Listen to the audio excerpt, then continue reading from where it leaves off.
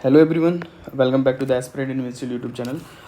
आज मैंने ये मेंस 365 फॉर मेंस 2024 के लिए यूपीएससी मेंस के लिए स्टार्ट करेंगे। हम पॉलिटी से स्टार्ट करते हैं। जो इम्पोर्टेंट टॉपिक बस है हम उनको टारगेट करेंगे। तो रिजर्वेशन अगेन न्यूज़ में था और इस बार मेंस में आने के चांसेस भी हैं। क्यों चांसेस हैं आगे बात करेंगे। सुप्रीम कोर्ट ने रिसेंटली क्या किया है, जनहित याचिका जनहित अभियान union of India versus union of India case 2024 के अंदर सुप्रीम कोर्ट ने 103rd कॉन्स्टिट्यूशन अमेंडमेंट को वैलिड करार दिया है। सुप्रीम कोर्ट वैलिडिफाई और वैलिडेट द जनहित अभियान versus union of India 2022 cases the 103rd constitutional amendment act which provide the economic weaker sections affirmative actions और reservation policy। सिंपल है। तो आपके मेंस में डायरेक्ट क्वेश्चन आ सकता है, इनडायरेक्ट भी अगर रिजर्वेशन के क्वेश्चन पे आता है आप इंट्रोडक्शन में इस कंटेक्स्ट को याद यूज़ कर सकते हो अपने आंसर लिखने में, और जहाँ आपके मार्क्स इंप्रूव होंगे। अभी रिजर्वेशन के बाद में कॉन्स्टिट्यूशनल प्रोविजंस क्या है, रिजर्वेशन है क्या। रिजर्वेशन सिंपल क्या है, अंडर प्रिविलेज इक्वल रिप्रेजेंटेशन और पार्टिसिपेशन राइट प्रोवाइड कराना है ऐसे लोगों को जो अंडर प्रिविलेज्ड हैं, है ना, जिनके पास रिप्रेजेंटेशन नहीं है, जो सोशली, इकोनॉमिकली और educationally, mainly educationally and socially backward classes थी इस अमेंडमेंट के पहले कॉन्स्टिट्यूशन में। बट इकोनॉमिक वीकर सेक्शन से 103rd कॉन्स्टिट्यूशन अमेंडमेंट से इकोनॉमिक बैकवर्डनेस को एक्सेप्ट किया गया है सुप्रीम कोर्ट द्वारा। अभी आर्टिकल की बात करें तो किस किस आर्टिकल में है, आर्टिकल 15(4), आर्टिकल 15(16), आर्टिकल 16 में अलग रिजर्वेशन है, पब्लिक एम्प्लॉयमेंट के तहत है ये आर्टिकल है। देन आर्टिकल 46 का था promotion of educational and economic interest. Then article 243D in SC/ST panchayat में है। Article 330 house of people and article 330 में लेजिस्लेटिव असेंबलीज में है। ये लोकसभा के लिए है, ये विधानसभा है, राज्यसभा में कोई भी रिजर्वेशन है नहीं। Then post and services and employment में है, गवर्नमेंट एम्प्लॉयमेंट में है। और EWS का रिजर्वेशन आर्टिकल 15(6) और 16(6) में प्रोवाइड कराया गया है 10% रिजर्वेशन। नाउ तो सबसे मेन इंपॉर्टेंट अभी सुप्रीम कोर्ट के जजमेंट देखें अगर रिजर्वेशन पॉलिसी में, तो इंदिरा साहनी केस 1992 का मेन इंपॉर्टेंट रिजर्वेशन केस है, जहाँ पे सुप्रीम कोर्ट ने बोला था 50% से ज़्यादा रिजर्वेशन हम प्रोवाइड नहीं करा सकते और no reservation in the promotion और exclusion of the creamy layer को एक्सक्लूड करना पड़ेगा। उसके बाद केस आता है नागराजन केस। नागराज केस में 2006 में क्राइटेरिया बताए हैं सुप्रीम कोर्ट ने कि रिजर्वेशन प्रोवाइड कराने के कौन कौन से क्राइटेरिया होंगे। हमें डिसाइड करना पड़ेगा रिजर्वेशन पॉलिसी इन सब चीज़ों के ऊपर खड़ी उतरे, है ना, इन सब चीज़ों को वायलेट ना करे। फॉर एग्जांपल क्वांटिफाइड डाटा होना चाहिए कि बैकवर्डनेस है या नहीं है। तो बैकवर्डनेस का हमें एविडेंस प्रूफ देना पड़ेगा जिसको भी रिजर्वेशन मिल रहा है SC/ST के लिए।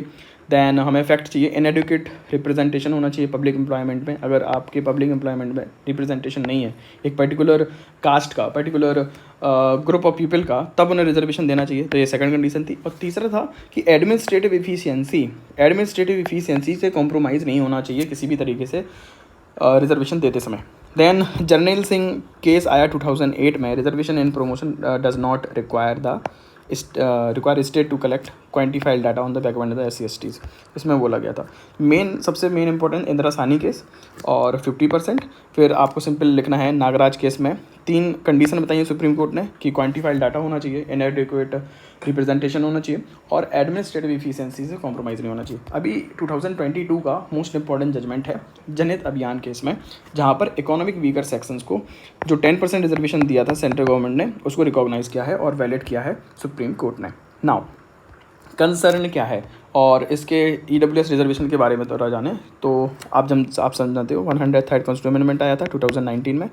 कमीशन कौन सा है, सिन्हो कमीशन 2010 में रिकमेंडेशन दिया था EWS के लिए। ये अब मेंस में आपसे क्वेश्चन ये पूछा जाएगा कि क्या प्रॉब्लम है, क्यों इसको अपोज किया जा रहा था और क्या इकोनॉमिक ग्राउंड्स पर रिजर्वेशन प्रोवाइड कराना सही है, अफर्मेटिव एक्शंस को इकोनॉमिक ग्राउंड पर कहाँ तक वैलिडेट किया जा सकता है और क्या ज़रूरत है हमें इकोनॉमिक बैकवर्डनेस को रिकॉग्नाइज़ करने की। इस तरीके से मीन्स में आपसे क्वेश्चन आया।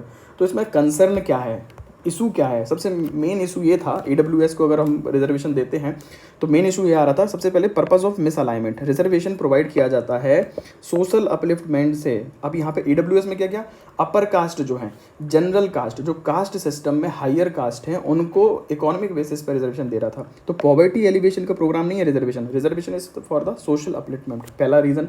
सेकंड है it violate the principle of equality, और अगर इकोनॉमिक बैकवर्डनेस पे देना ही है तो SC ST OBC को रिजर्वेशन क्यों नहीं दे रहे हो, सेकंड पॉइंट था।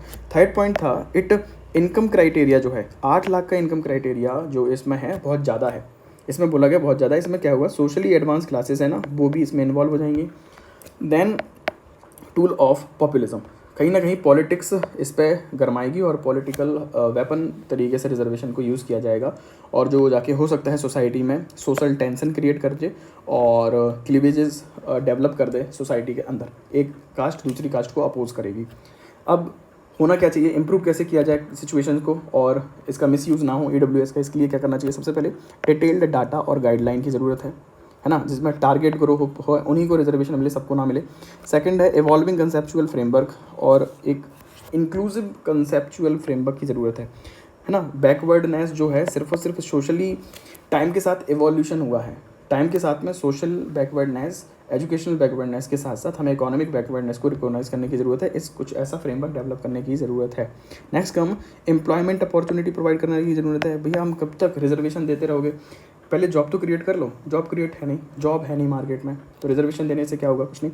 नेक्स्ट इज है prioritize the improving the educational institutions, educational institutions को इम्प्रूव करने की ज़रूरत है, क्योंकि अगर हम हर कास्ट को, हर इंसान को अच्छी क्वालिटी एजुकेशन प्रोवाइड कराएंगे, वो ज़्यादा इंपॉर्टेंट है। इक्विटेबल ग्राउंड प्रोवाइड कराने की ज़रूरत है, इक्वल प्लेइंग फील्ड प्रोवाइड कराने की ज़रूरत है, जहाँ की हर इंसान को रिजर्वेशन देने की ज़रूरत है। Simple. So these are the road ahead, और वे फॉरवर्ड हो सकते हैं। ये कंसर्न है, इन कंसर्न को ध्यान में रखकर हमें इस पर आंसर लिखना चाहिए।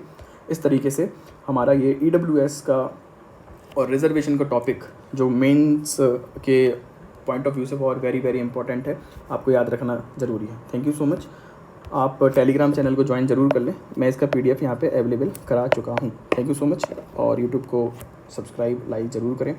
और जैसा कि आज दिल्ली में जो इंसिडेंट हुआ है उसकी सॉलिडारिटी में बस यही कहूँगा, भाई आराम से रहो, अच्छे से रहो, कोई ज़रूरत नहीं है दिल्ली जाने की, बिल्कुल कतई ज़रूरत नहीं है। आप घर पे रह के UPSC क्लियर कर सकते हो ईजीली तरीके से। Thank you so much, take care, love you all.